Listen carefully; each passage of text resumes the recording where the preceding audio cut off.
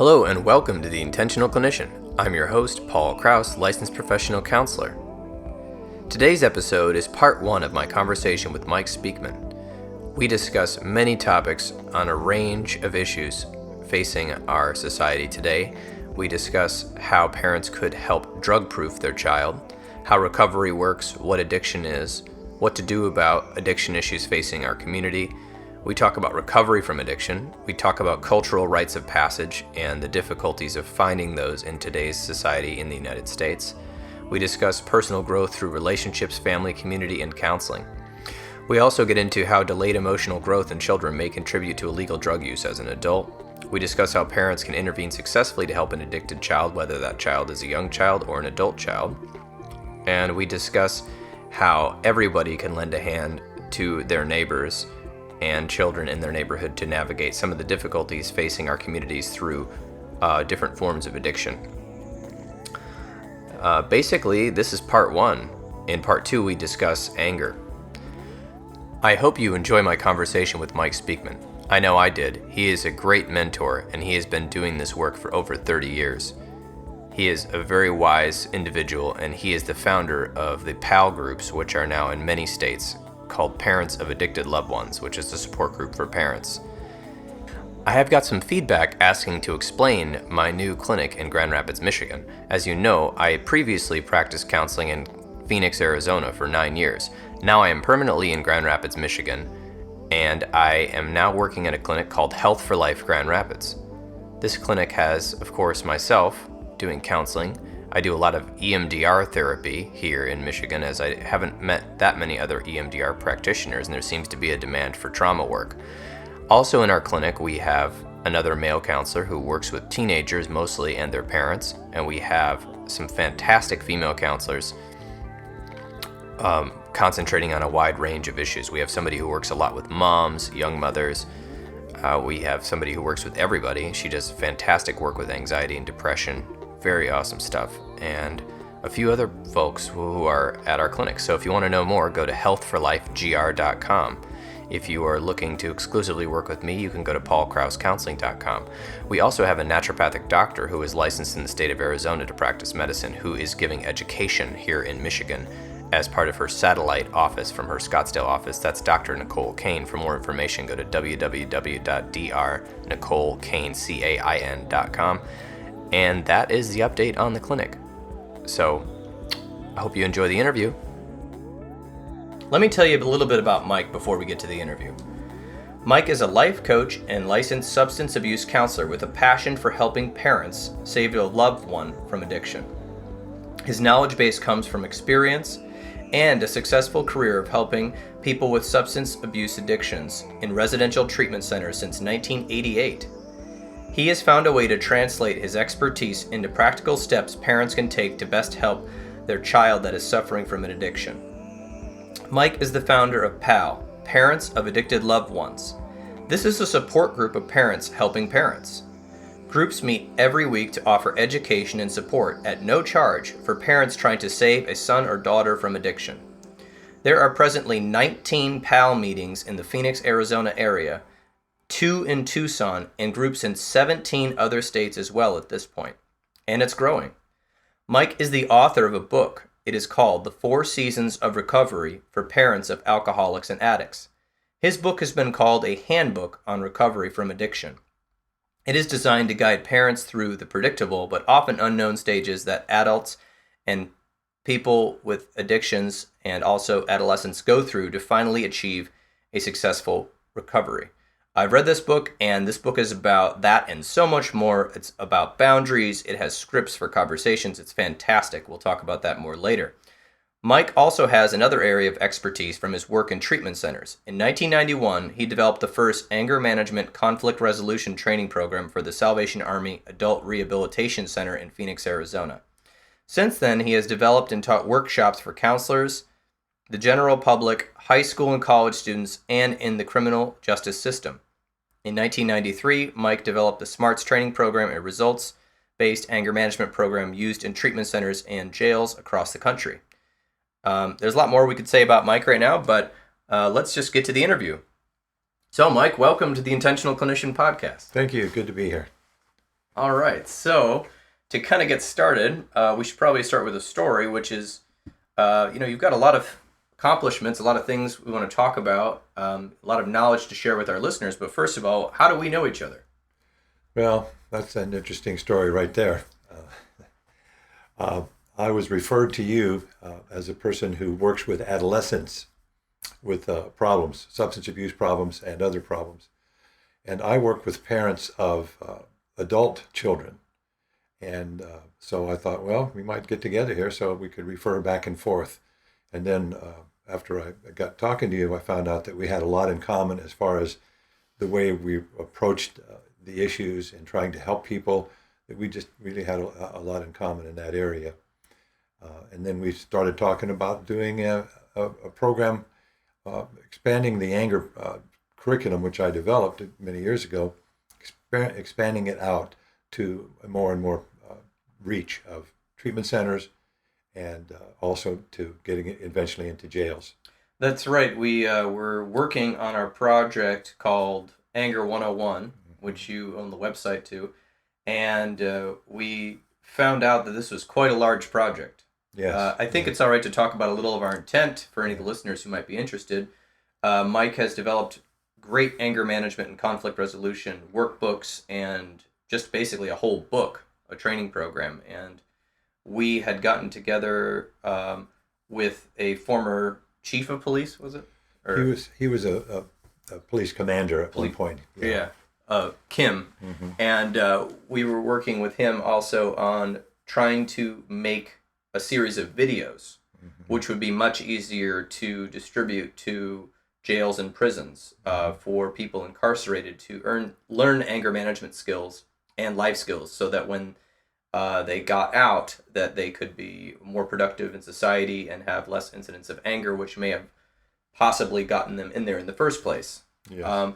We realized that making these videos and writing this was a huge undertaking, almost more difficult than writing a book in some ways, because there's so many elements. So we were not able to get our funding together for that and the time available, but we might still do it in the future. We'll see what happens. Yep, that's right. We're hoping to possibly do it in the future, but right now we have the awesome book you made, so we can use that for working with people. Go ahead. Do you have any comments? No, I just it's just that I'm retired, semi-retired, and I'm working harder than I did when I was working full time at treatment centers. Right. So you still see people. You see clients now. A lot of parents of young adults who have addiction issues. Is that true? Yes, I still have my private practice where I work with parents who have children with substance abuse problems, and I help them develop a plan for how to best help their child. It's very confusing for parents today, and rightfully so. Yes, absolutely. I want to get into kind of more about what can parents do in emotional development after I kind of hear a little bit more about Mike Speakman, so our listeners can know who you are. So now I said I was going to ask you about your story, but we'll have to do a little bit of an abbreviated version. Well, basically, my story starts with my being on the garage floor in my house with the garage door closed and the car engine turned on, and me laying down and wanting to end it all. I was 36 years old. My wife had left me. She had left me because of my own addictions. Alcohol was one of them. There were other things going on. Not proud of that. But that became, as looking back, that was my bottom to get my attention, to get some help for myself. So that's what I did do. And that was my bottom. So 10 years after that incident, I was age 46 years old at this point. I'm working for Salvation Army and as a substance abuse counselor at that time. And that began my new career. So here I am today. Wow. That was 1988, by the way. Yes. Yeah.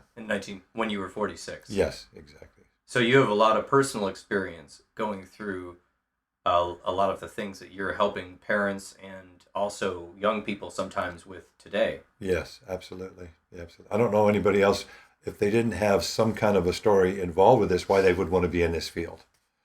Yes, we've all been affected either personally, directly. Most likely, most people have been in this field have been directly, personally impacted, and or having family members or close loved ones impacted by all sorts of, different issues in depression, anxiety, substance issues, everything going on. Yeah. So, tell me a little bit more. I know that was really abbreviated. So, a little bit more about you. Just anything that kind of comes into your head. What made you after you hit bottom? What helped you get back to where you are now, helping so many people? That's a good point. Actually, counseling. Tell people counseling saved my life. So the first thing that I did when I caught myself wanting to end it all and had that sort of awareness that, no, I'm not ready to end it all. And before that, I was unwilling to ask for help. So now at this point, I tell people it scared me humble. So at this point, it scared me that I was really willing to do that. It wasn't that I wanted to die and end it all. It was that I couldn't get rid of the pain, the emotional pain I was feeling from the loss of my wife leaving me. It felt like I lost my whole family. I had 2 great children, and I didn't lose them, but it felt like, in the divorce, I felt like I was losing them. So that pain drove me to attempt suicide, which then was a wake-up call for me to finally ask for help and receive it. So I remember that what I did was I stood up and turned the car engine off. After probably about 3 minutes, I went in and called my sister and asked for help. And she gave me the name of a good counselor, and that began my recovery program. I had no idea where I was going, and that 10 years later I would be in this field. Wow. And so then you went through counseling and you did the work. You did your inner work. Quite a bit of it. Quite a bit of it. I was a tough nut to work on. I kind of feel sorry for the counselors that I worked with. And my brother got help for himself a couple of years later through the AA program. So his help came from AA, and which is a great program, and mine came more through counseling and groups. Mm-hmm. And so that's what got me into this field. Well, I really appreciate you telling such a personal story on the podcast. I'm sure our listeners will hopefully appreciate it because, you're being real, and I know from, being your friend and, you're kind of a mentor to me that you definitely keep it real and do not, cut corners, so to speak, when you're talking to people. But you're very compassionate as well. Well, I try to be. The only thing is, it's hard for me to do that with my wife. So that's the challenge. So I can do it with other people easier. Yeah. But I'm working on that. Yeah. It's a work in progress. Yeah, it's always, it's interesting. That's a whole nother topic, but it's interesting how when you're around your family members that you've been around your whole life, or, your wife who you've been around for how many years? I don't know if you've been together now, but a while. Yeah. That you've got all these coping skills, all these great ways to resolve conflict, anger management. We've got our higher self. We've maybe been doing some work on empathy and love and humanizing people. And then they tell you that, you forgot to do, you left dishes in the sink. And the next thing you know, you're, back to level 1 where you feel like, oh my gosh, I just became a 21-year-old again for about 30 seconds. And something like that.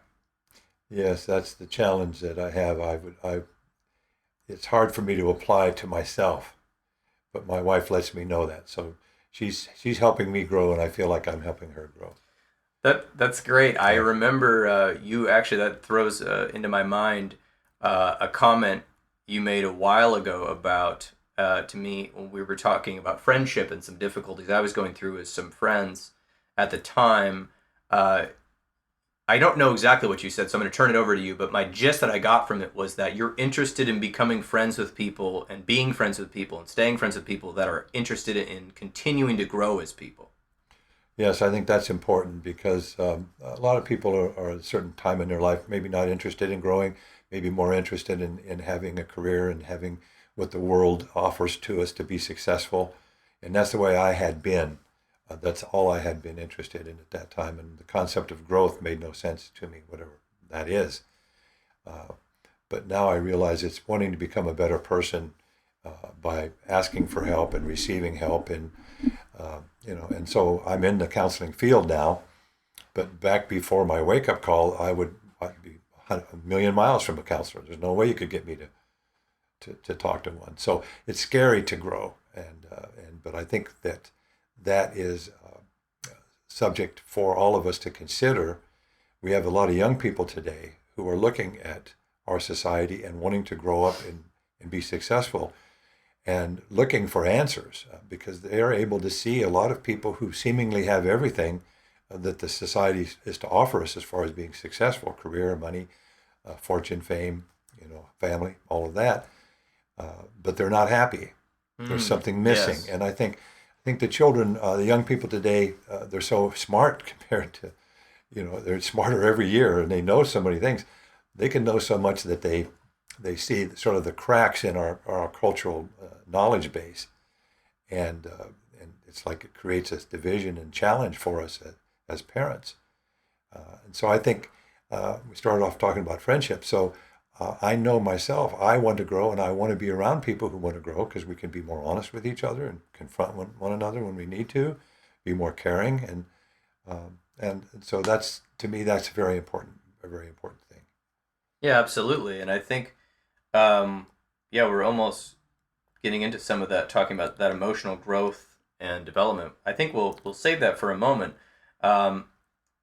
Is there anything else, you want to tell the listeners about yourself before we move into what you're interested in these days? Well, you mean sort of self-revealing? Oh, well, self-revealing, or anything that you are, pondering about your own life that you feel like could be of value to the that's a people good on point. the That's a podcast. That's a good point. Yeah. There's several things. Number one, I'll be 75 in September, Right. and I'm contemplating my own demise. Right. I mean, it's interesting how when I was young, it's like, I'm going to live forever, so I'm not even interested in life insurance. Right. Let alone consider buying it. I don't even want to hear about it. So there comes a time in a person's life when, and I heard Denzel Washington say it in a movie one time, talking to a younger man he was working with. He said, "I've got less life ahead of me than I have behind me." And I had never heard it put that way, but that's an interesting way to put that. And so it is something that I think about. I try not to worry a lot about it.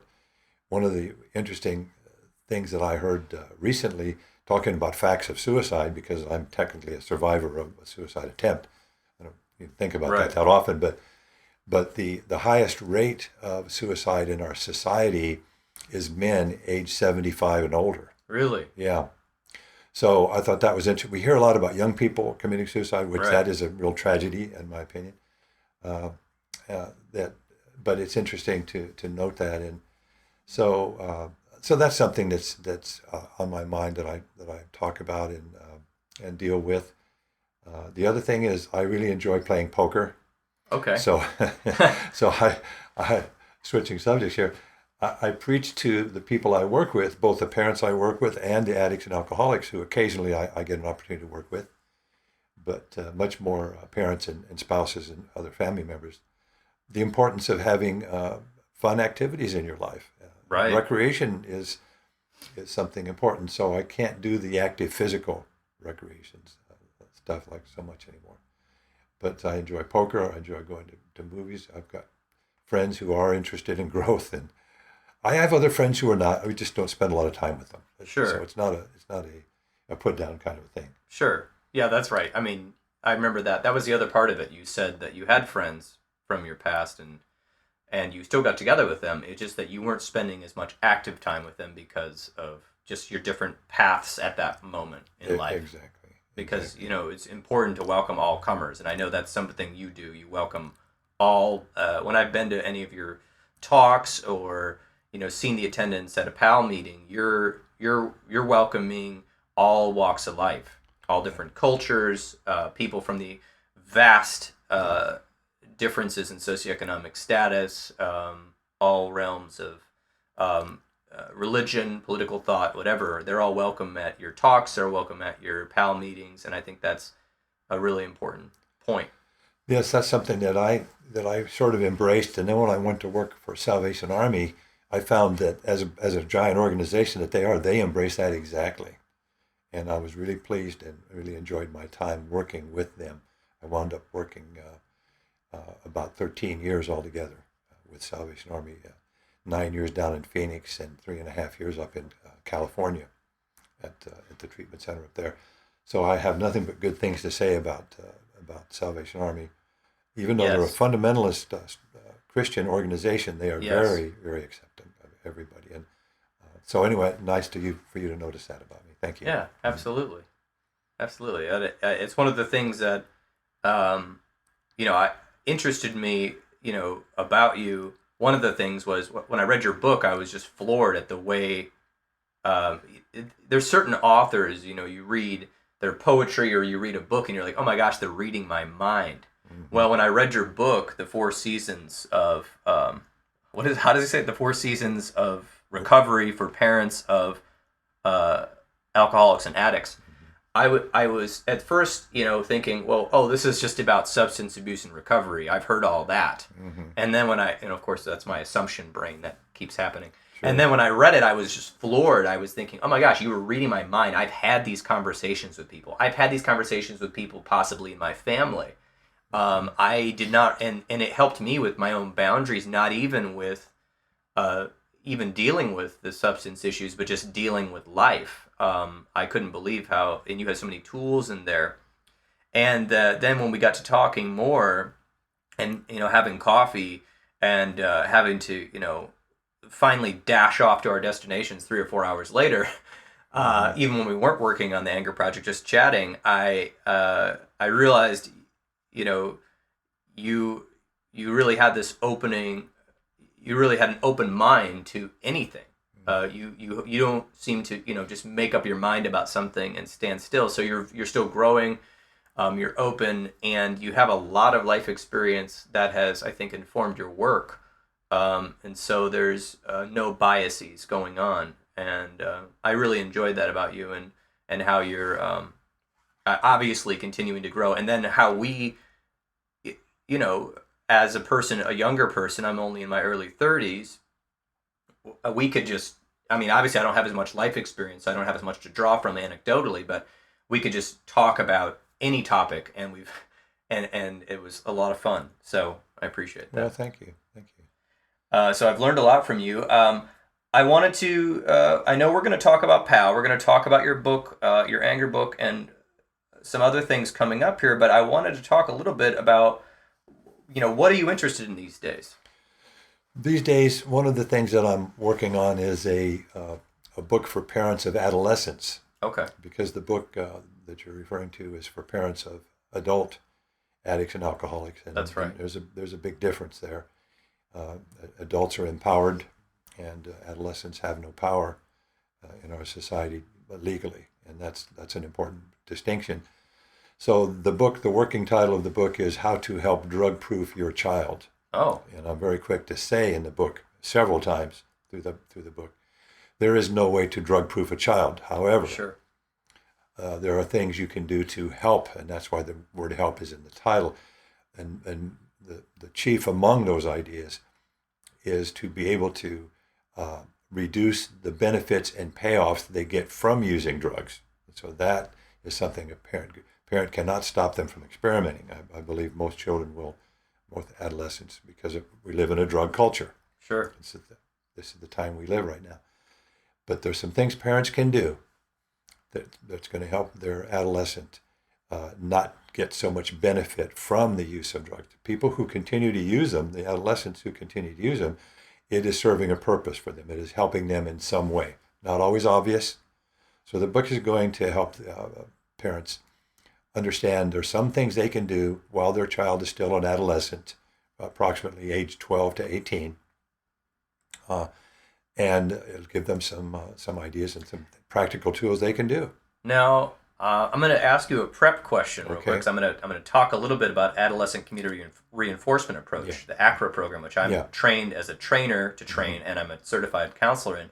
But I want to ask you a question, so I'm priming you. Oh, that's Do you mind giving a couple tips when I'm done talking about maybe one or two things that are on your mind that can help parents drug-proof their kids? No, I don't mind that at all. Okay, so I'm going to quick jump into it. Okay. Interesting what you're talking about is I did talk about the training program that I'm part of, that I did work for a long time with adolescents. Now I'm working a lot more with young adults, and I'm working somewhat with the parents of young adults like you, although if you're around, I'll refer them to you usually. But one of the things we talk a lot about in that program is pro-social activities. Getting your kid involved in one or two pro-social activities with positive role models, or a team-based approach, or a music or an art or something like that. But at least something social really helps. It's pro-social, of course, is the opposite of antisocial behaviors. Exactly. Another thing which really helped in the program was parents really investing in loving their child through this and working with their child on what we call the happiness scale. So, a lot of times when teenagers are upset, everything is either wonderful or terrible. But if they're upset, of course, everything is terrible. My parent is terrible. My parent is evil. So what we would do is have the parent fill out a happiness scale about their relationship with the child. And it had issues involved. So happiness, everywhere from 10 being very happy and 0 being very unhappy, so that people could see the nuances and see the gray in the relationship with their child and what's going on behaviorally. And also the child would then fill out a happiness scale about their relationship with their parent and things at home, such as allowance or grounding or being able to go out.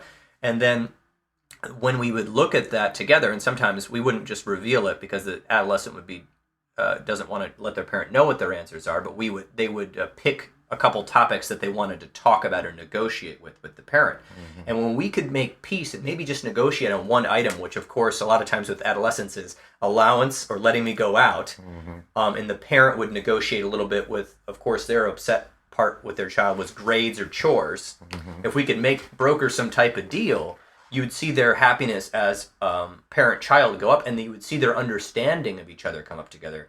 And if parents can have that empathy, because they're usually angry, I don't want my kid being a drug addict. They can't have green hair. They can't do this. They've got to wear a tie and go to real estate school and church every week. They have these really rigid expectations. The child rebels against that. They're gonna rebel even further. So when the parent had the empathy for the child, and then the child, of course, plays off their parents. Children are sponges for what's going on, less about what's being said, more about what's being done with their parents. So when they saw their parents flip the empathy switch on, even if their parent was still lecturing them sometimes, they could then identify with the parent and be vulnerable and open up about what's really going on at school. And as you said, drugs are ubiquitous. Yeah. I used to say to the kids in the program, I can't stop you from using drugs.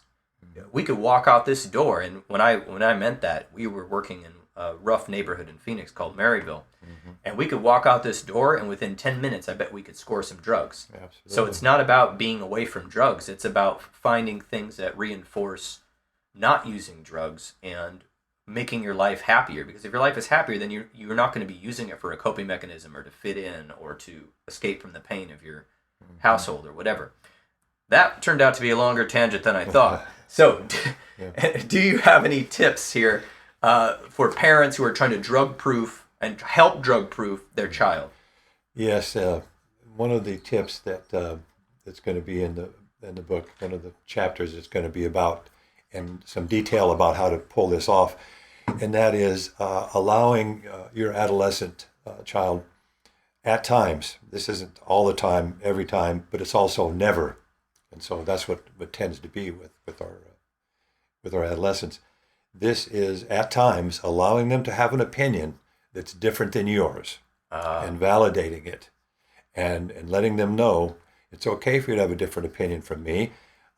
That's not saying that it's okay to do the action associated with the opinion.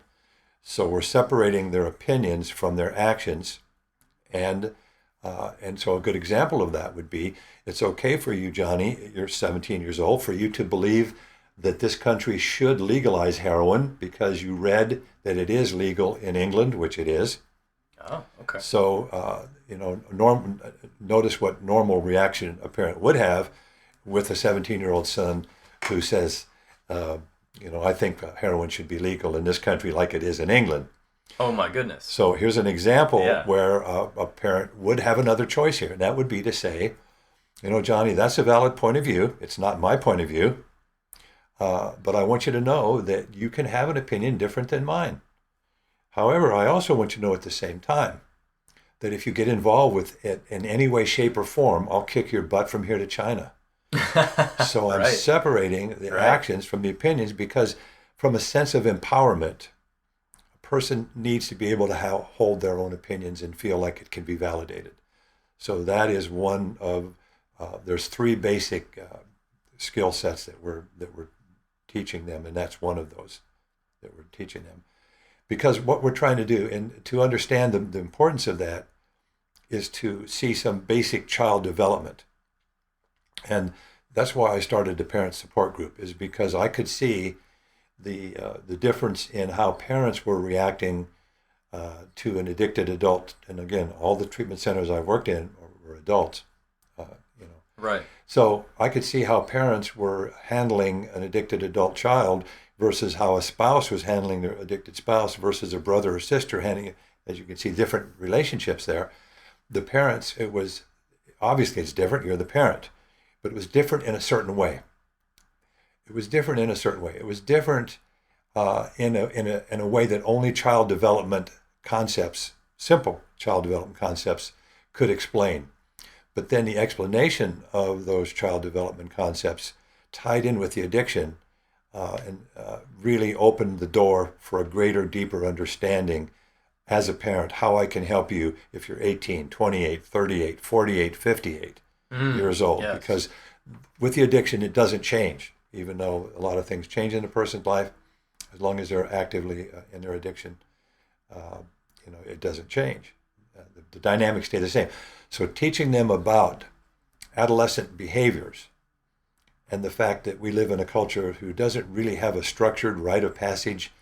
This is a problem with our culture. This is no one to blame specifically. It's not parents' fault or Sure. grandparents' fault.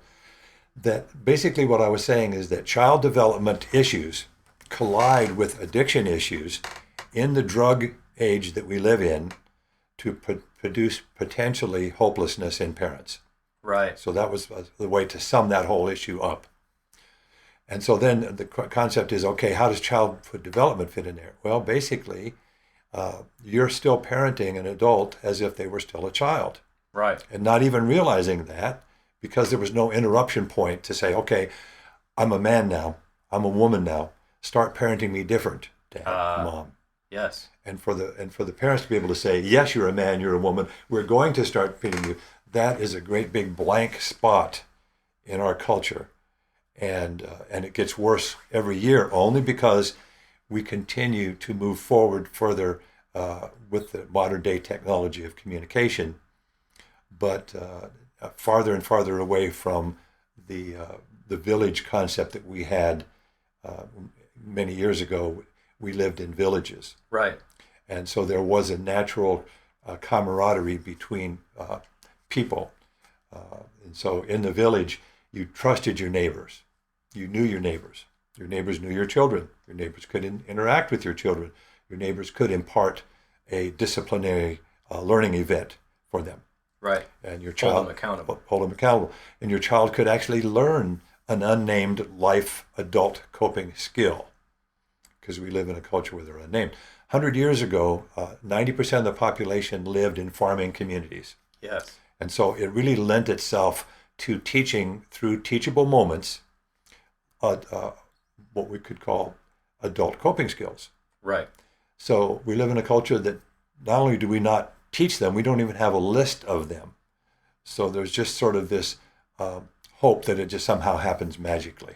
Right. So, and that's where PAL came from, was from that. Right, and so we're moving into this discussion a little bit. We'll get into PAL in a moment, but I want to talk a little bit about this, more about this, the collision of emotional maturity, childhood development, and addiction, but also a little bit culturally, and we'll bring it back to the people. But culturally speaking, we live in a culture where you said technology, and I don't think you just mean phones and computers. I think you mean the availability 24 hours a day of whatever you want. Consumer goods, food, the gym, massages, spa services, radio, television, YouTube, all of that. And so there's almost a natural rhythm is not there. Because even if we were in the village and all the lights were on 24 hours, which they weren't 100 years ago, we're out of rhythm a little bit.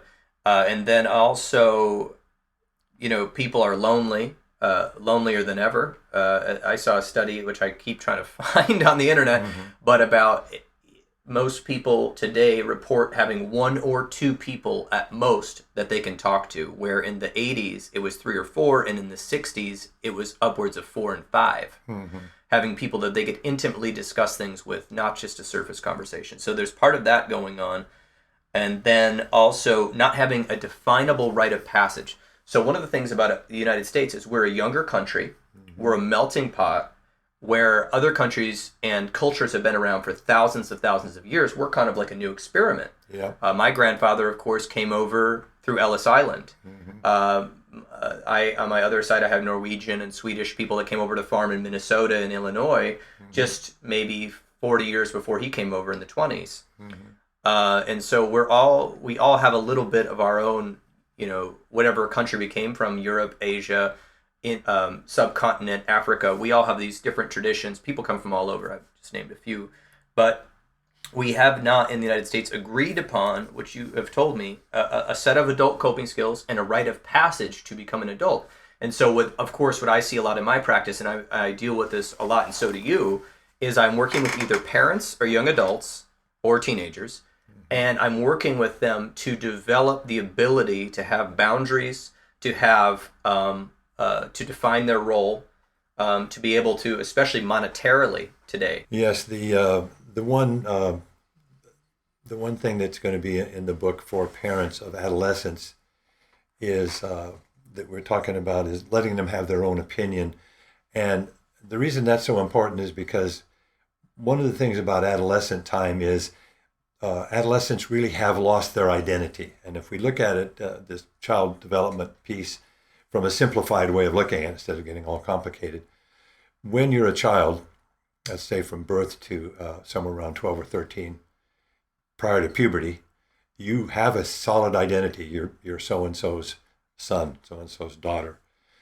Puberty comes along, and all of a sudden, you're kicked into a new space. You can see adulthood coming. You're not a child anymore. Your whole body has changed. And so now, you're not a child anymore, and you're not an adult yet.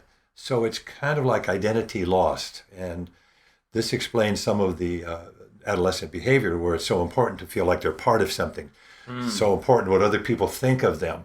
Right. Because they have no sense of self. So they're trying to figure out from other people's way of treating them. So as a parent, when you say, I value your opinion equal to mine, even though it's different than mine, I'm telling you that that's part of your identity, that you can be a separate person from me. It's preparing you from that time. It's preparing you for what I call the magic moment, your 18th birthday. In 1 second, your whole life changed, and not just a little bit. It changed from zero power in this world to all power, and there's no period of adjustment. So that's, again, goes back to why I started PAL. But now, talking to parents of adolescents, now you can do some things to prepare your child for the magic moment. And again, PAL is based on the fact that, hey, there's no period of adjustment from childhood to adulthood. And that's what adolescence is supposed to be, where the child can practice being an adult in a safe environment where the parents not only allow them to practice, meaning allow them to make mistakes and fail. So key. We'll get to that. Yeah, allow them to do that and have some understanding of why that's important. So parents need to understand, it's helpful for them to understand why you need to let your child have a different opinion, why you let them share power with you. You're preparing for their adulthood. Right, and let them make mistakes and learn without lecturing them and making them fearful. I've run into, hold that for a second. Yeah. I've run into so many young adults who are terrified to try anything that isn't exactly going to class and turning in a paper in college or going to their job that they hate. because they hear their parents' voice in their head saying, be careful, is that too much money? Make sure you do it right. There's so many people competing in the economy these days. You need to be prepared. You need to be the best. You are the best. You are a kid. We want you. We want to be proud of you. They hear all these messages, and so they're afraid to do anything because everyone knows, and I'm not too far past it. I'm only 34, but everyone knows that when you start out trying something new and becoming who you want to become, and maybe going down a career path or just experimenting is this career even for me? Is this major even for me? You're going to make tons of mistakes. Right now, I'm starting off podcasting. I'm sure I'm going to make tons of mistakes, and I don't like it. My ego and my part of myself goes, ooh, why did that have to happen? But I know now, because I've lived this long past my adolescence, that it's inevitable, even if I don't like it. With each new experience, I'm going to make mistakes, and that's so important for parents to know, and not to fill their child's head with fear, but to prepare them to, you're making mistakes. That's part of learning. Also, I was reading in a book the other day, and this is something I really believe, that when parents put too much of their expectations on their child, or cultural expectations, or religious expectations, or too much, they are not letting the child be who they are. They're not letting them have their own sense of identity. Instead of presenting things as, here's what I believe in, you're an actual person and I'm honoring your personhood, they're saying you're my son and you're my daughter or whatever, way past the age where they need that. They need that concreteness when they're young. But you're right, in adolescence, it's training to become an adult, because in 18, immediately, you can join the military, go to college, smoke cigarettes, buy lottery tickets. You can't drink yet, but you can move out of your parents' house with no legal repercussions and go move in with a significant other, or go live on the street, or whatever you want to do. Go jump on the train, and you can own a business. You can own property. Right. That's what I'm saying. By take out loans. All power. Sure. In 1 second, no period of adjustment, and that. So to get back to the how to help drug-proof your child. Yes, sorry. That's okay. How to help drug-proof your child. Then one of the things that when my first book came out, I began to hear from parents who said, Mike, this is helping me with my adult son who's an addict. But I've noticed it's also helping me with my younger kids that are at home. So there's a takeaway even in my first book. So now I'm building on that. So it's hard for parents to raise a child into adulthood with no instructions. Right. We do the best we can with what we have, but this is a hidden flaw in our culture that ties into so many other things. The natural thing about adolescence too is black and white only thinking. Everything is either right or wrong, good or bad. Now, what happens is, if they don't go into their adulthood and add the gray in between, meaning something could be both good and bad at the same time. Sure. And I could see both sides of that equation. Then that's going to be problematic for them the rest of their life.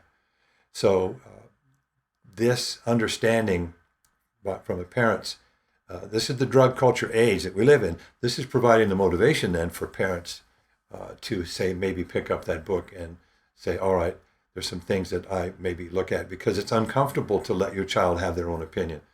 It's uncomfortable to let them make decisions that you don't agree with and let them fail. And I think this is going to be a challenge of the book when it comes out.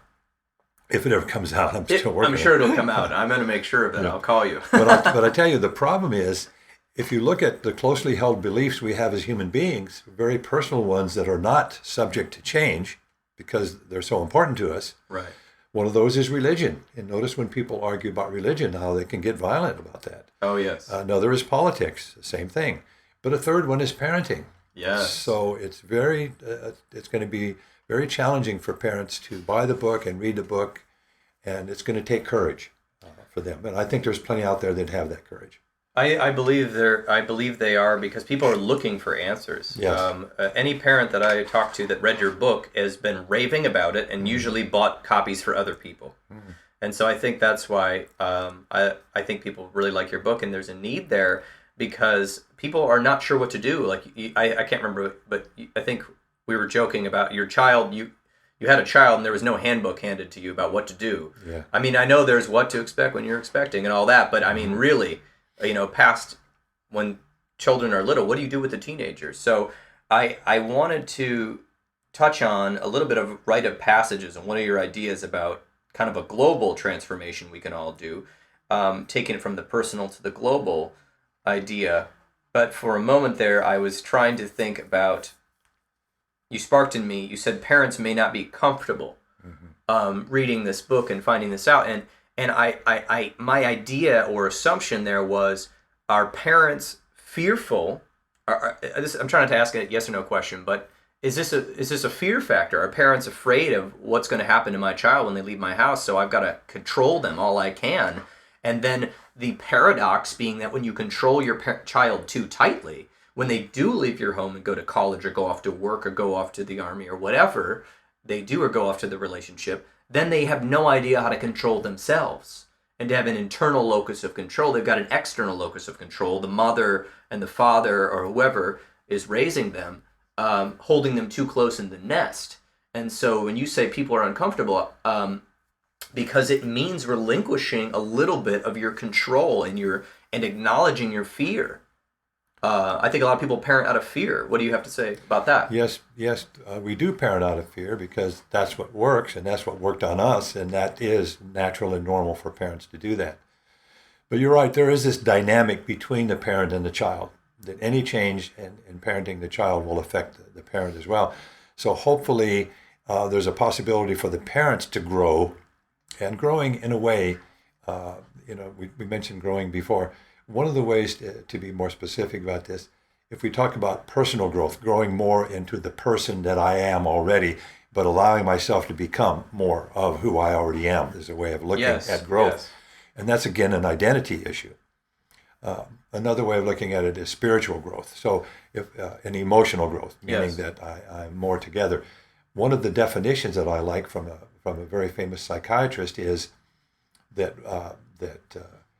one of the ways to look at personal and spiritual and emotional growth is that I am able to solve my problems better. My problems are not as big as they used to be. I can literally outgrow my need for my problems, as she put it. That's what growth can offer me. So growth happens in our culture by going to see a counselor like I did, going to a treatment center like addicts and alcoholics do. There seems like there has to be something wrong with us, to get our attention. Yes. A bottom, like they use the term in addiction and recovery. He hit his bottom, I hit my bottom. Rock bottom, right. Rock bottom, we hear that term. And I think what it's revealing is that our culture is limited because its real goal is to be successful financially and have a good education and get married and have children and raise them and be happy. Right. There's that American dream type thing everyone's striving for more and more. It's not bad. It's just that it's incomplete. Sure. It's incomplete. Incomplete. Where's the rite of passage? Exactly. And so I think that's the challenge that we have. And one of the ways I look at addiction is it's a wake-up call for a person that they need to grow, whether you want to say spiritually, emotionally, beyond physical and intellectually. See, absolutely. So that's what we're talking about. So the average person can just have a life where they're not growing and be content with that, but they won't really have a sense of fulfillment with that. Yes. So that's the theory. And yet they need some kind of a wake-up call. Well, that's where rite of passage comes in. Right. So in cultures, tribal cultures who have a structured rite of passage, the children see it coming when they're younger. They already know it's coming. They're still afraid of it. Sure. But it consists of 3 parts. All the rites of passage have 3 parts. Number 1 is education. You're learning about how an adult operates. This is what a man does, about spirituality, about sexuality, about your place in this world, about relationships, about friendships, about fun, about everything. Work. All of those things. Right. Because all of those are different for adolescents than they are for adults. A lot of them are. So education's a part. So in tribal cultures, you're not taught by your parents, you're taught by the elders. Right. And so there's a period of education. And then something else happens. Puberty kicks in. Right. Puberty kicks in. A good example. One example is a tribe, the elders will call the boy in and say, here's a knife. It's time for you to go out, leave the village, go out into the jungle, go out into the desert, go out into the forest, wherever you live. Count the number of suns, number of days. After 12 suns, come back. The child invariably says, I'm scared, I'll die out there. And it's natural and normal to have that fear. It's fear of death. Although they may not totally understand what death is, but it's fear of death. And so here's what the elders say, and this is, I think, is very powerful for us to pick up as parents and as people in this culture. The elders look at them and say, look, we believe in you. You're supposed to be afraid. We know you're afraid, but we believe in you. In fact, we believe in you more than you believe in yourself. That's why we're sending you out. This is the trial part. We're sending you out there. If we didn't believe in you, we'd let you stay here where you're safe. But you would never grow in to the man. You would always be a boy, but you'd be in a man's body. And you would actually be dead inside your heart. So we will not allow that. We will not tolerate that. And so the child's still scared to death, goes out there, and he could die out there. Sure. He could die out there. But what happens is, traditionally what will happen is the boy will be scared to death and hide and run and, and just start talking to God and who knows all the different things. Sure. Not even hungry, not even sleeping at first. And after a while, hunger. Got a knife. He'll go find something to eat. Right. After a few days, he starts to transform. And this is transformation. Transformation is different than change. It's a change beyond the ability to comprehend it. Right. It's unspeakable. And there's no words for it. So what happens is eventually they begin to get a sense of, I'm part of nature. I can deal with nature all by myself. And this is important because now they realize I'm a separate person, and at the same time I'm part of my village and part of my family. Yes. But I'm part of nature. And that's kind of what's missing in our culture a lot, I think. It was much more that when we were farming communities because we were close to the land. Absolutely. I have so many comments on this, and then let's get to part 3. So part 3, then, he comes back, right, and they have the ceremony for him. Yes, you are the man. And, you will talk about your adventures, and we will listen. And by the way, after this ceremony, now, this is so important, we have a ceremony for the parents to let him go. Yes. So those are the 3 parts of the rite of passage: the education, the trial, the ceremony. Interestingly enough, Israel has all 3. Yes. Israel it's one of the few civilized countries that I know of that has all 3. They have the education, they have the ceremony, and the trial is the universal service that they have. The military, you have to enroll for 1 or 2 years, is it? I think it's either 18 months or 2 years. Something like that. But at age 18, you automatically do that. You have no choice, which, by the way, I think would be a great idea for our country, and that's another subject. But that would help our society in 100 different ways. Sure.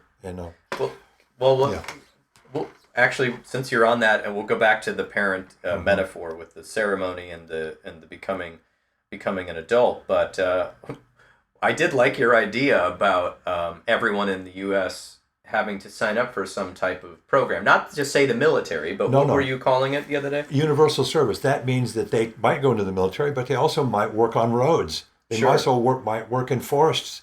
They might help work in the national parks. That's how national parks were built by the WPA in the 30s. Right. And those were men who went into, and by the way, when they did the WPA, the public works thing, they actually used the military, the government used the military to organize it. Sure. So they had the organization of them, and they built the national parks. They built dams. They built roads, and we've kind of forgot about that. But they don't have to all go into the army or to the military. Right, and also I believe not only with infrastructure and parks, but I'm thinking they could also choose to do social services in the cities or the country or in the rural areas. Absolutely. To help kids. I mean, our schools are in desperate need of more hands on deck, and mentors for the kids in the urban and rural area. Well, really anywhere. Kids are needing mentors these days, people that are plugged in. So I think I think that would be fantastic. I don't know if we'd ever get that implemented, that it's required. That would be a horrendous big challenge because there's so many private interests that get paid for the things that this would get rid of. That's correct. The negative things this would get rid of. It wouldn't totally get rid of crime, but it would take such a great big bite out of it. It wouldn't totally get rid of drug addiction and alcoholism, but Sure. it would take such a big bite out To of give it. people purpose, meaning. Poverty.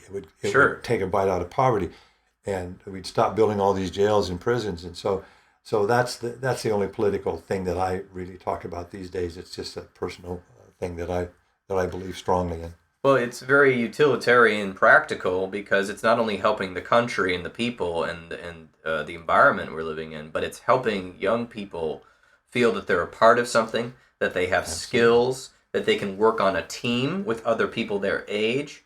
And when you really serve people, which we've been talking about, when you give up your pursuit of happiness and your rigid way of needing me to have what I need to be content, so you think, and you serve others, and you give up of yourself, even doing some volunteer work, even just a couple hours a year or whatever, there's a sense of happiness that comes from that, and contentment and joy that is, again, can only be explained through transformation, because I cannot explain it to you if you have not experienced it. Exactly. And so right there, I believe you're right. It would take a bite out of crime, drug addiction, but also I think it would take a bite out of people just buying things to fill their life because they feel empty inside. It would be a transformation of our country and a positive one. It'd just be hard to get everybody all on board to that. But That's true. But the positive things you're talking about for the adolescents, Yes, is exactly what identity is all about. So when we talk about person, he just doesn't know who he is yet. When we heard that saying, or trying to find himself, we have sayings in our culture that indicate concepts about identity. But it's a challenging thing to wrap your arms around the concept of what do you mean by identity. It's very very ethereal in a way. But what happens is with this trial, a foundation comes together for the person. They have a foundation within their mind, within their personhood, to build their life on. So the analogy we use in recovery is you're building sort of the house of your life, which is your career, your schooling, your family, marriage, your children, your home. That's the house of your life. But what if you have no foundation? That's where drugs and alcohol comes in. right. It will fall. Right. And then, what if you then say, that's too hard to build a foundation, so I'll just build a smaller house. That'll fall. Okay, a spiritual house. That'll fall. So this helps us understand the chronic relapsers. There's a term in recovery where people just are not getting it and they're just going into treatment after treatment and stuff. So this concept then of universal service would be our civilized form of trial. Now, look at the addicts and alcoholics today, a lot of them. They're creating their own trials, high-risk behaviors. Sure. And they're creating their own trials. So, Incarceration. Breakup. Disease. Driving drunk and on drugs and all the things, risking of needles. And right. It's like they don't care about themselves and because they don't really know themselves. And that's what the education part and the trial part is for. So important. And I see this even with people that aren't getting into those addictions. They're getting into other addictions or having difficulties with young adults. So I work with young adults, as you know, a lot, people between 18 and 32 that are just trying to figure out what to do vocationally, which I'll probably talk about in another episode, but what to do with their life, how to have relationships, how to have boundaries with their parents, all of these things. And I believe you're right that there isn't the education and there's not the trial. There certainly is the college graduation or I got my first job celebration. Sure. So there's a ceremony, but the ceremony isn't celebrating, I think, fully what needs to happen, because a lot of times kids will get their job, they'll move out, or they'll move in with a significant other, or they'll go to college, and guess who's still paying for everything? Exactly. Mom and dad. And I know that we live in a hard economic time, and it's been difficult since 2008 at least, but that doesn't mean that we should just continually pay our child's cell phone bill till they're 45. So with that, because that isn't teaching them anything. So parents are almost having to create their own system through PAL, your group, through going to counseling and therapy, because we don't have an agreed upon norm, and that is one of the biggest things I see missing, because I know you got comments here, but you said when the boy, they said we could keep you in the village, boy, but then you'll be a boy in a man's body, and that boy will be empty inside, and they will hate themselves. And we can say the same thing about women as well. Absolutely. Of course, we're just using boys as an example, but I see that a lot because of a person doesn't move out of their parents' home, even if it, sometime, and without having those boundaries, and they don't have to not move out. It could be that they moved into a dorm or an apartment, but their parent is too enmeshed in their life to the point where they're trying to help them, they think. They're not ready to leave yet. They need more help. They need my nurturing. They're having emotional breakdowns when their laundry is dirty and their dishes are in the sink. So I'm going to come over and clean their house, or I'm going to pay for a maid, or I'm going to buy them a new car when they crash their old one. And what they're trying to do is help. They're not ready to leave the nest, but they don't understand that leaving the nest is the trial for some kids. Just leaving home and not being able to rely on you for every little thing is their trial, and they're going to be emotional about it. And they're going to be upset, and they're going to say, I'm going to die, Mom. I'm going to die, Dad. I need more money. And they're like, well, why did you spend all your money on fast food? Why didn't you buy groceries? And that kid needs to go through that. They're not going to starve. Yeah, exactly. They're going to find a way. Exactly. They're going to find a way, and that is the way. But it's dangerous. Absolutely. So parents are scared because our cities and places people go, they are full of dangerous things. Yeah. There may not be wild jaguars running around Phoenix, but there sure as heck are a lot of drug dealers. Yeah. There's a lot of people ready to get you into a bad relationship of domestic violence. There's terrible pyramid schemes and awful jobs that people get roped into. There's a lot of pitfalls out there. A lot of pitfalls. Yeah, so anyway, sorry, I know you got a lot to say, but that just reminded me of that. I was just going to say that one of the things you reminded me of there was of the universal service. It would help with so many things, crime and drug use, and but also mental health issues too. Yes. So that just reminded me of that. But it also triggered me to think back that one of the things that we're telling the parents is that you are not the cause of the problem that your child has. Sure. But you have become made part of the problem by them when they have the addiction. Right. So the combination of this lack of emotional growth plus the addiction together is what creates hopelessness for the parents. Because we could have a young man who's 25 living in the basement, but he doesn't have an addiction issue. It's problematic, but there still can be forward movement and learning through experience. Yes. So we don't have hopeless parents. They're frustrated. But if you add the addiction in there, now the addiction shuts off the ability for the person to learn from their experiences. Now you have Groundhog Day. Oh. Every day is the same. So let's talk about Groundhog Day. Every day is the same. Do you want to talk about Groundhog Day? I know you. Yeah. I'm a big fan of this movie. I've been a fan of this movie since I was a young person. I saw it in the theaters in the 90s. Somehow my parents let me go see that. I don't know how. I think maybe I was being watched by somebody. So anyway, but I know you're a big fan too. So tell me more about that. This is something that someone sent me, and I want to acknowledge this is not from me, but this is someone sent me, and it says Groundhog Day and Emotional Maturity. One of my favorite movies of the 1990s is Groundhog Day. As someone in recovery, I feel a unique connection to it. Bill Murray plays the unforgettable character Phil Connors. Phil, unfortunately, is trapped into reliving the same day over and over again. His initial responses, like anyone in active addiction, are selfish. Not being able to move past his imprisonment, he tries, unsuccessfully, to kill himself. Yes. Eventually, he begins to adapt a sober state of mind. Phil accepts his circumstances. He accepts his circumstances.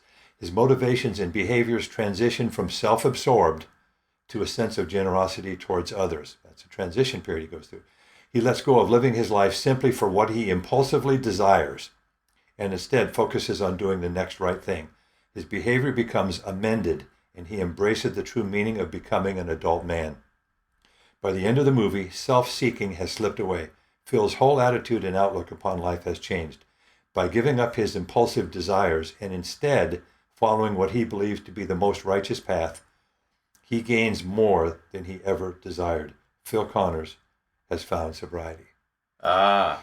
So, and identity. And identity, yes. And a sense of mindful ease and contentment and joy and gratitude for helping people. Absolutely. Because he starts helping people in that movie. Go ahead. Obviously, it's a metaphorical story. Sure. But if we look at that creative story, He was in a situation he had no control over, and he was just thrust into it.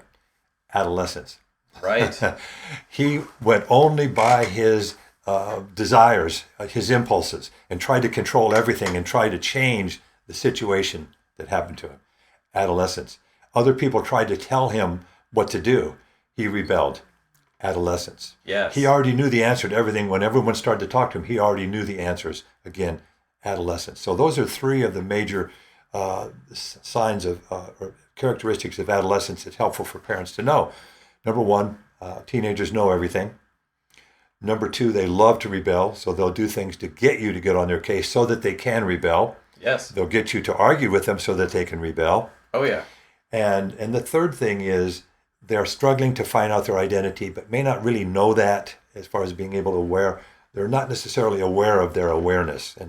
And so they're seeking transformation. You can't get to adulthood without growing into it, and that's transformation. And transformation is the kind of change that is different than regular change. And it's the kind of change where you take two opposing, an example of that is you take two opposite things and collide them together. Mm-hmm. They don't fit. So a good example of that verbally would be quiet, wordless talking would be a good example. Another one would be patient action. So, and again, children are locked into black and white thinking. Black and white thinking, and I mean black and white only thinking. Black and white only thinking is a natural developmental stage for children because it allows them to be guided while they're young and learning about life, and it's unambiguous. So, Dad, when you said don't cross the street without looking both ways first, do you mean all the time? Every time? Right. You don't have to say that with them because now they know that you've told them crossing the street with looking both ways is good. Therefore, not doing it is bad. Right. So it's a very simplified way of thinking that simplifies the world for them so that they can learn some basics to stay alive. I think they call that concrete thinking level in the literature, and then we're moving towards abstract, which is the gray. Exactly. Now here's what happens. The way that we're created in nature is we have a dual brain. Yes. Not a tripart brain, not a unibrain, a dual brain. It's just perfect for black and white only thinking. Sure. And so now we have a receptacles because the two brains are not connected directly. They're connected through a cable, the corpus callosum. So the whole left side of the brain is interconnected, the whole right side is interconnected, but they are not connected to each other directly. So there's a separation here. And this is what allows us to separate things that are good and bad, things that are right and wrong, which is part of, we all learn that. So children in adolescence, if they don't develop the gray, which is in between. Right. That's what the rite of passage is all about. That's what the trial is all about. They have to have an experience that goes beyond good and bad, right and wrong. Because when you can discover what's right and wrong and what's good and bad, then you can control your world. So it's only when you're in a world that you can't control that you find resources and strengths within you didn't even know you had that are part of your identity to become the person that you are meant to be. And that's transformation. That's transformation. And we're continuing to transform. I was actually going to ask you later at the end, one of the questions I always ask people when I'm interviewing them is, my new clinic is, of course, Grand Rapids Mental Health, and our tagline is where transformation begins. Because I feel like I'm continually transforming it, and that's my goal throughout life. But I was just going to say, what does transformation mean to Mike Speakman? Well, if we look at it from a practical standpoint, it means doing things that you've never done before. Right. For instance, it means being willing to go into the unknown, because then you have to give up control. Right. Trying new experiences, being open to new thoughts, challenging yourself, and letting other people challenge you. So, for instance, when you tell me about your political beliefs and they're the opposite of mine, sure, I already know you're wrong. Sure. I already know you're wrong. But if I sort of in my mind force myself to be open, which is an unspeakable way, you can't tell a person how to do that. You can give clues and hints, but it has to be done internally. So one of the ways is to challenge your own beliefs. And the way you do that is looking for agreement where what you're saying is the total opposite of what I'm saying. There is no agreement, but I'm looking for it anyway. Sure. And I'm trying to be open to that. Where's something we have in common versus I'm just going to put you away in your category and label you. What's something in between us? And that even brings me into two quick comments about holding on to the opposites, which is a concept from Carl Jung in depth psychology, where we sometimes we have this reaction, this judgment, this automatic thing in our mind where we want to go good or bad or left or right or black or white. And what Carl Jung urged people to do in the counseling was not to label and not to jump to conclusions, but to sit there, and maybe that means journaling or thinking or whatever, or talking with people, but holding on to those two opposite concepts. For instance, joy and sorrow sometimes are paired together. For instance, the difficulties in life, but also the beautiful parts of life, those beautiful moments, and being able to kind of hold those in our mind and our soul, so that we can fully feel like we're alive. We're not just running from one or the other. We're meeting ourselves in the gray.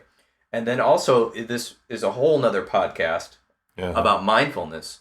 One of the things that we do in mindfulness, what the studies say is if you're, there's so many studies that say this, so I'm just going to quote it.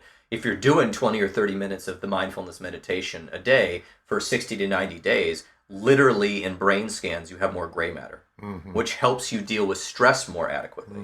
But one of the things that comes out of mindfulness a lot of times is not only are you literally getting gray matter in your brain built up and more resilience, you are actually being able to tolerate ambiguity. That's a good way to put it. Yeah, that's a good way to put it. And you are able to be in today, because today really is all we know as a person, and we are only living in today, whatever today's date is. And with people, we're constantly, of course, just like black and white, going future past. I'm in the future. I'm only thinking about the future, so I'm going to just eat.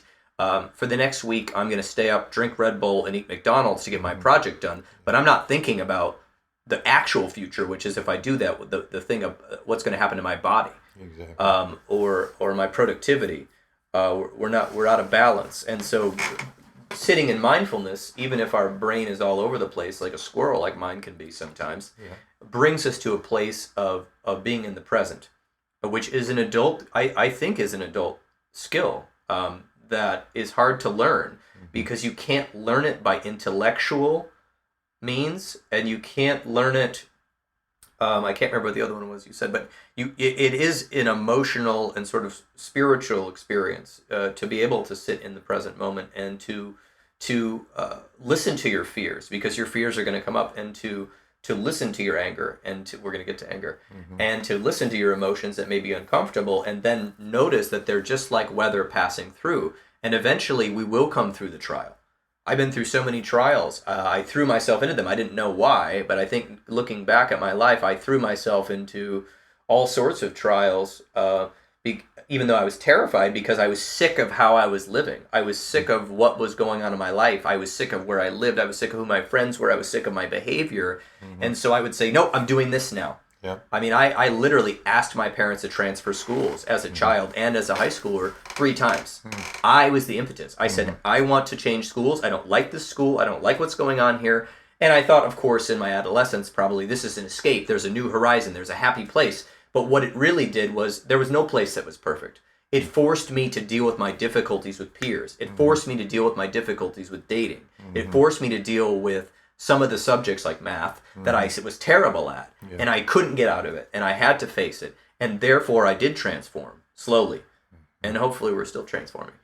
That's a good point, because one of the other things in the book of for how to help drug-proof your child is to let your son or daughter, when they're adolescents, make decisions about their life and their body and themselves that you normally would not let them do. For instance, green hair. For instance, move to another school. But I wanted to get back to what you're saying, because the way that we were built, the way our brain is built, we're built to be trapped in judgment of black and white only thinking, because 2 is exactly opposites. There's not, when you have 3, there's not opposites. Sure. When you have 1, there's not opposites. So 2 is the number. So transformation means I use my brain to create software The gray in between the black and white is software. The brain is the hardware. Yes. So I'm born with the limited hardware, and maybe in some Christian religion they might actually say you're born sinful. Sure. Or sinful nature. Sure. You're born fallen. Different words that we have indicating that we're born with a handicap, with a problem. And I think we are born, I don't necessarily agree with different words about that. Sure. But I think to think that we are born to naturally learn to be happy, I think is simply not true. Well, absolutely, because we're challenged. We're born challenged. Sure. And just, speaking of the last couple thousand years, having anxiety was very helpful to keep us safe from lions, tigers, and bears, and Roman soldiers, and other tribes that are coming to kill us and take our stuff. So being anxious and that problem of always looking for a problem is actually preservation. For instance, if when I'm driving around this city, you better believe I got in the back of my mind death. Yeah. I need to be aware and not looking at my cell phone and not getting too into the music I'm listening to or the conversation I'm having, because I need to be watching out for cars. And just when I was coming here, I was taking a left at a green arrow, and the other people on the other side were taking the left at their green arrow, but somebody saw the green, and guess what they did? Come straight through. They started coming straight through, and we all honked, and it was a big truck, and luckily they didn't hit anybody, and they looked embarrassed. But I don't want that experience to I don't want anxiety to drive my car. Exactly. I want anxiety to be in the back seat going, hey, remember, this is serious. We're here. This is serious.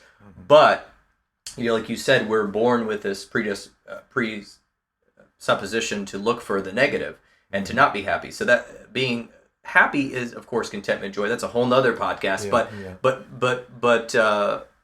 learning to be present with what is can bring that relief. To know that. Anyway, go ahead. So what I'm going to say then is, if you then are stuck with black and white only thinking, then we could say you're stuck in your adolescence. Sure. Without a rite of passage, then it's going to go unnoticed. So there I was at 36 years old, laying there, wanting to end my life. I often say this to people: if we could go in a time machine and go back in time to the younger Mike and go, Mike, we just interrupted what you're doing here. Why are you doing this? Do you want to die? Right. I know me. I would have said, no, I don't want to die. And then we could say, you and I go together here. I could say, well, then why are you trying to kill yourself? Sure. Then I would have said, because I can't live with this pain. It was emotional. It was emotional pain. Yes. But I didn't even know what that was. I mean, I know it's emotions, but I had no idea what it was. And it was unrelenting, and it was off the scale, and I couldn't live with that. Sure. I mean, it was day after day, and it wasn't going tormenting. It was tormented because of the heartbreak of my wife leaving me. So, and then if we said, well, wait a minute, Mike, what if there's a way to end the pain without having to kill yourself? I know me. I would have said there isn't. Sure. And then what if we would said, okay, one other question, Mike.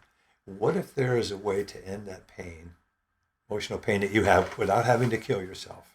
What if there was a way to end it without having to kill yourself? I know me. Here's what I would have said.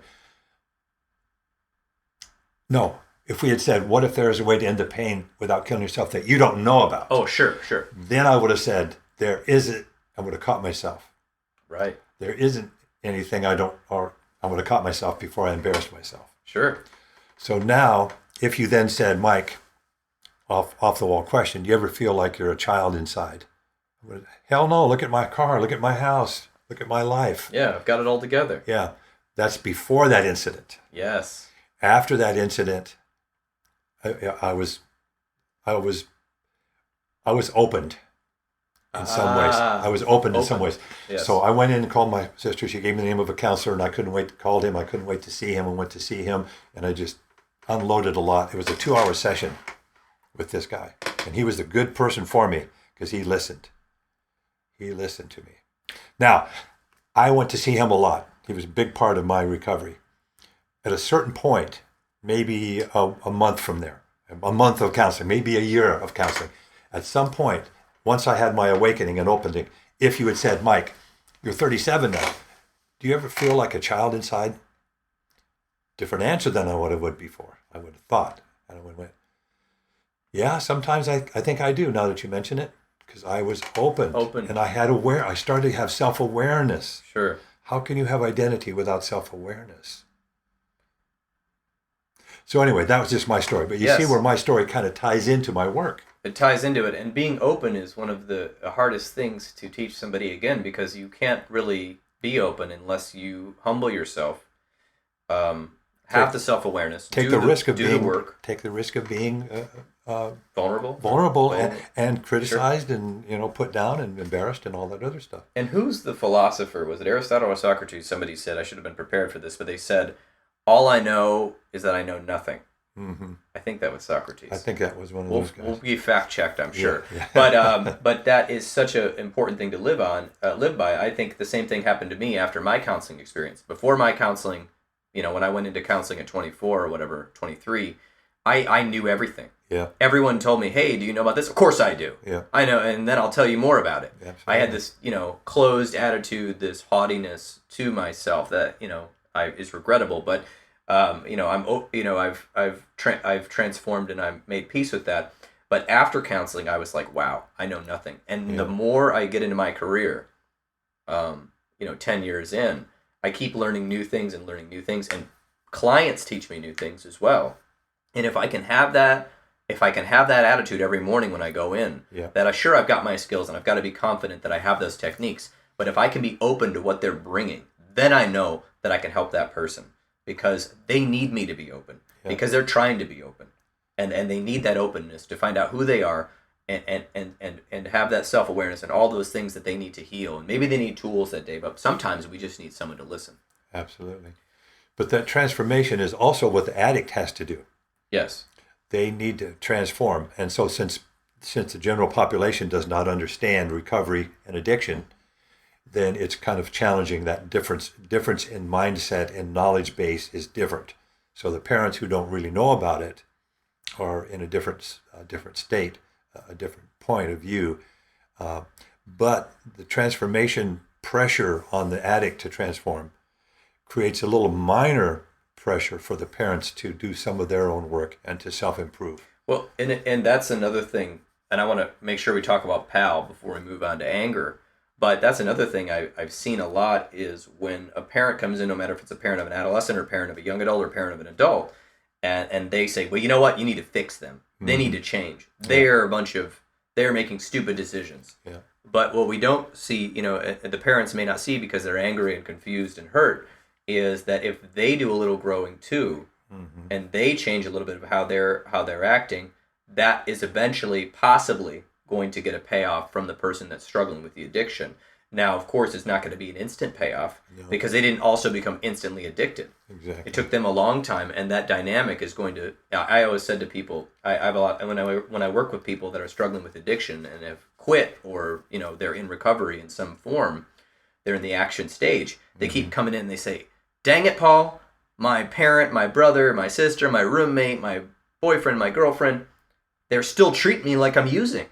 What the heck is this? Yeah. I'm so pissed off." And I say, well, I read somewhere, and this is true, I have no idea where I read this, I can't find this anywhere, that your people in your life are going to treat you the same for 6 months. That's how long it's going to take them to realize that you've actually changed, because it's not about what you said before, it's about your action. And I ask them, how many times did you tell them, I've changed, when you had no intention of changing? Exactly. And they said, well, I lied a lot, and I told them that. Exactly. And then 6 months later, if you stick to your guns and you're working on your recovery and you're being honest, even if you have a slip up and a relapse, they're going to start to trust you. And then you're going to see that change on their end. That's a good point. The saying comes to mind that repetition is the mother of all new learning, and it takes time to change old habits.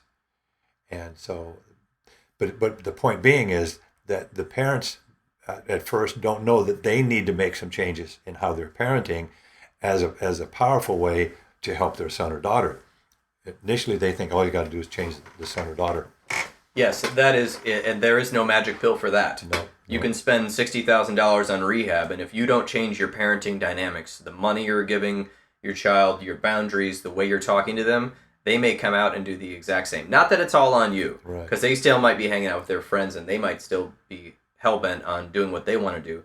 But if we don't change our relationship with the person struggling with the addiction, we can be sure that they're not going to change their dynamic. But you can see how hard it is for them to change, because without the rite of passage, they don't have their wake-up call and a period of adjustment either. That's correct. So yes. So we want to have empathy for both sides. Yes. I want to talk about anger, but I really want to talk real quick about PAL and just how can people learn about PAL and why is PAL so valuable? Parents of Addicted Loved Ones. Yeah, PAL is Parents of Addicted Loved Ones. It's a group, a self-help group that I started about 11 years ago, and about 2 years ago I let parents take it over because I had run it for a while, and a professional should not be running a parent support group that is run by parents. And it's different than Al-Anon in that it's not a 12-step format, it's an educational format. So we have 9 different educational topics, and we're basically teaching parents, these are new ways that you can start seeing your child in your mind's eye. Instead of seeing them as a child, see them as the adult that they are. Here's some new ways of talking to them, helping them understand this concept of rite of passage missing in a very simplified way. We call it delayed emotional growth. And by revealing to them that in most cases there's 2 problems. There's the addiction, but there's also the delayed emotional growth, which is the child development piece. Right. Those 2 issues collide together to create a spectrum of problems. And if you only understood the addiction and recovery piece, you would not be able to clearly see that whole spectrum of problems. You'd only see bits and pieces of some of them. And therefore, you could be chasing your tail a lot because you're not working on the delayed emotional growth part. You're only working on the recovery addiction part. And therefore, that other part could continue on and not change and still be an instigator of the behaviors. So in other words, we're saying that delayed emotional growth is as big or bigger an issue than the addiction itself. Right. And the 2 interact with each other. And until you get to the point where you're working on both simultaneously, then it's potentially that you're going to be hopeless for a lot of years. Yes. And so the PAL group meets in 17 states, as I said in the introduction of the podcast. And the way people get a hold of the PAL group, and there's, what, about 19 meetings here in Phoenix or something like that? Yes, uh-huh. And then there's a few in Tucson and Arizona. But it's palgroup.org, which is Yes. P-A-L, PAL, group, of course, you know how to spell group, .org. Or just Google search Parents of Addicted Loved Ones or Mike Speakman. So, and it's a nonprofit. Yes.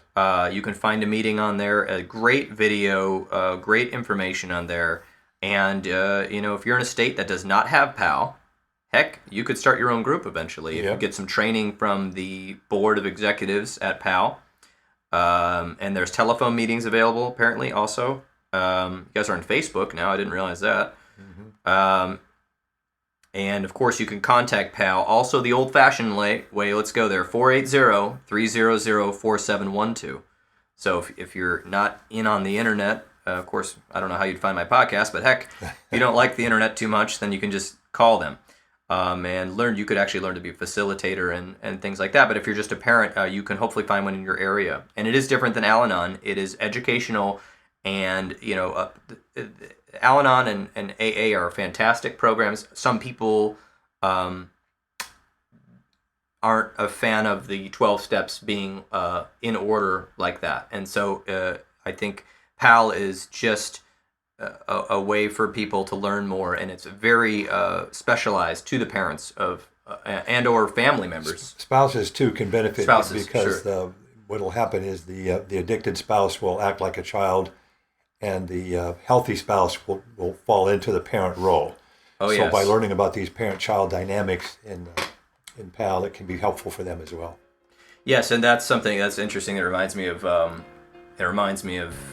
my training with Dr. Robert J. Myers and Associates for the community reinforcement approach, mm-hmm. and they have a whole book also called Getting Your Loved One Sober, which is talking specifically to the spouse or partner, whatever, of mm-hmm. the addiction, a person afflicted with addiction, to work on the behaviors, but also the emotional side. But I like your book better. But anyway, I'm saying that live on TV, on the podcast. So, so if you're interested in PAL, we gave you the information. I want to talk about anger mm-hmm. and your anger book. So let's talk about that. And there you have it. That was part 1 of my conversation with Mike Speakman. In the next podcast, there will be part 2, which involves our conversation about anger and how to stay cool in an angry world. Thanks so much for listening to The Intentional Clinician. If you like our podcast, feel free to share it with friends and family. Also, you can rate us on iTunes, and that would be awesome. I hope to continue serving the online community here with podcasts coming out at least once a week for a while. If I can keep up this pace, there'll be more interviews and also my own thoughts.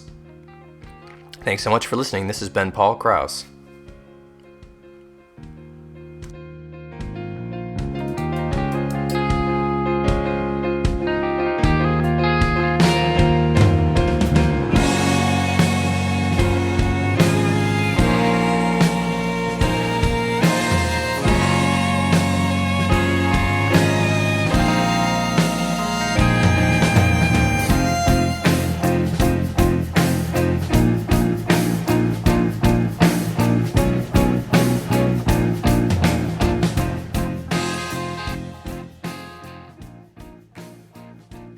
The recording you just listened to consists of the personal opinions of Paul Krause, and while these are based upon the literature he has read and his experience in the field, they should not be viewed as the definitive opinion on the subject. Listening to this podcast is not a substitute for treatment. If you are in need of counseling, don't hesitate to make an appointment with a local counselor in your area. You can find this by going to psychologytoday.com or talking to your local insurance company. You can also make an appointment with Paul or one of his associates by emailing or calling Paul. The information for this is on healthforlifegr.com or paulkrausecounseling.com. If you are in a crisis, please call 911 or the National Suicide Prevention Line.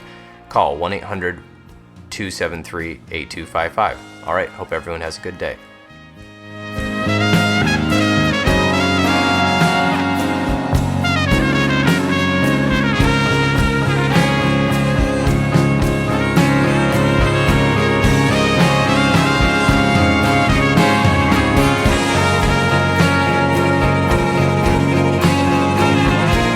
Okay, so I'm here with Mike Speakman, asking him questions. We're talking about cinnamon rolls. So, Mike, tell me when you first had a cinnamon roll. I can remember my first cinnamon roll when I was probably about 8 years old or so, and you could smell the wonderful smell of it baking in the oven. My mom was a great cook. Oh, she made your own cinnamon rolls. You didn't go to Cinnabon or Dunkin' Donuts or anything. Absolutely. She was a great German cook, so we had good meals. In fact, all of our kids, there's 4 of us, we were all spoiled by her cooking. And it made it hard when we got older and moved away, and where we're going to get that same kind of cooking. Plus, when you marry somebody, my brother and I, you've got a wife, she better be a good cook. So it did kind of set some important things from the past that went into the future there, all because of a cinnamon roll. That's good. So you're a natural at this. Okay. We'll just pause for a second.